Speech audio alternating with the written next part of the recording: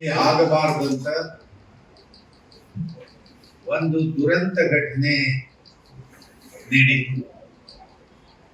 ಈ ದುರಂತ ಘಟನೆಗೆ ಅನೇಕ ಕಾರಣಗಳನ್ನ ನೋಡ್ತಾ ಇದೆ ಸರ್ಕಾರ.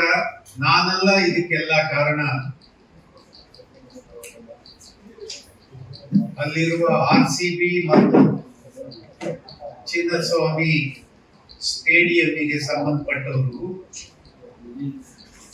ಸರ್ಕಾರದಿಂದ ಏನೇನು ತಪ್ಪು ಮಾಡಿದಾರೋ ಯಾರ್ಯಾರು ಅವ್ರ ಮೇಲೆಲ್ಲ ಕ್ರಮ ಕೈಗೊಂಡ್ಬಿಟ್ಟಿದೀವಿ.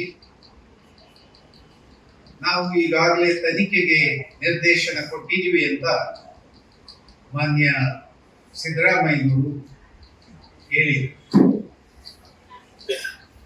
ಇದಕ್ಕಿಂತ ಮೊದಲು ಬಹಳ ಮುಖ್ಯವಾಗಿ ಕ್ರಿಕೆಟ್ ಇದು ಜೂಜು ಕ್ರೀಡೆಯೇ ಅಥವಾ ಸಾಮಾನ್ಯ ಕ್ರೀಡೆಯೇ ಅನ್ನೋದನ್ನ ಸರ್ಕಾರ ವ್ಯಾಖ್ಯಾನ ಮಾಡಿ ಘೋಷಣೆ ಮಾಡಿದೆ. ಜೂಜು ಕ್ರೀಡೆ ಆದ್ರೆ ಇದಕ್ಕೆ ನಿರ್ಬಂಧನಗಳನ್ನ ಏರಿ ಅದಕ್ಕೆ ಕಾಯ್ದೆ ಕೆಳಗಡೆ ಏನೆಲ್ಲ ನಿಬಂಧನೆಗಳು ಇರಬೇಕು, ಆ ಜೂಜು ಕ್ರೀಡೆ ಏನೇನು ಪಾಲನೆ ಮಾಡಬೇಕು ಅದ್ರ ಕೆಳಗಡೆ ಅದು ಬರಬೇಕು. ಇಲ್ಲ ಸಂಪೂರ್ಣವಾಗಿ ಇಡೀ ಸಮಾಜದ ಸ್ವಾಸ್ಥ್ಯವನ್ನ ಹಾಳು ಮಾಡ್ತಾ ಇದೆ, ಯುವ ಜನರನ್ನ ಹಾಳು ಮಾಡ್ತಾ ಇದ್ದಾರೆ, ಸಾಮಾನ್ಯ ಜನರನ್ನ ದರೋಡೆ ಮಾಡ್ತಾ ಇದ್ದಾರೆ.